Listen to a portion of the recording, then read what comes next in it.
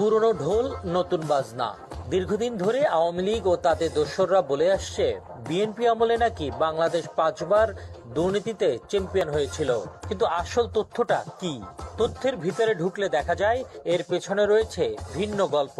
১৯৯৫ থেকে ২০১২ সাল পর্যন্ত ট্রান্সপারেন্সি ইন্টারন্যাশনাল দুর্নীতির ধারণা সূচক সিপিআই প্রকাশ করত এক ভিন্ন পদ্ধতিতে।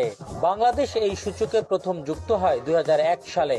সে বছরের জুন মাসে ট্রান্সপারেন্সি ইন্টারন্যাশনাল বাংলাদেশকে ঘোষণা করে দুর্নীতিতে চ্যাম্পিয়ন দেশ হিসেবে। তাদের সূচকে দেশের স্কোর ছিল ১০-এর মধ্যে ০.৪। তবে যেটা অনেকেই জানে না কিংবা জানলেও বলে না, সেটি হলো আগের ৩ বছরের দুর্নীতি বিশ্লেষণ করে এই সূচক তৈরি করত সংস্থাটি। অর্থাৎ হাসিনার শাসনামলের ৩ বছরের দুর্নীতির কারণে ২০০১ সালে দুর্নীতিতে চ্যাম্পিয়ন হয় বাংলাদেশ। বিএনপি ক্ষমতায় আসার মাত্র ১০ মাসের ব্যবধানে বাংলাদেশের স্কোর ০.৪ থেকে বেড়ে হয় ১.২, অর্থাৎ দুর্নীতি কমতে শুরু করে।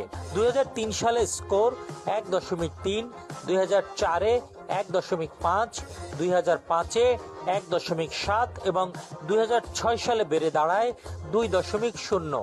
অর্থাৎ বিএনপি আমলে দুর্নীতি ধারাবাহিকভাবে হ্রাস পায় এবং বিএনপির সময়েই বাংলাদেশ দুর্নীতির চ্যাম্পিয়ন তকমা থেকে মুক্ত হয়ে তৃতীয় অবস্থানে উঠে আসে। তাহলে বাংলাদেশকে দুর্নীতির চূড়ায় তুলেছিল কারা?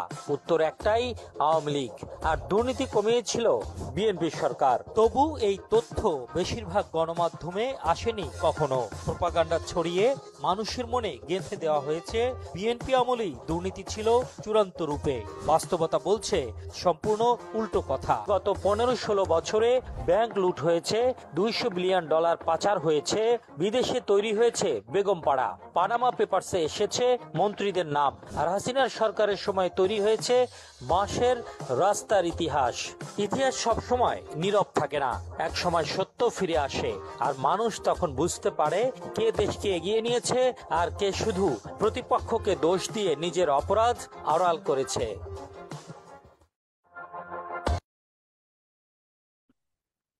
Thank you.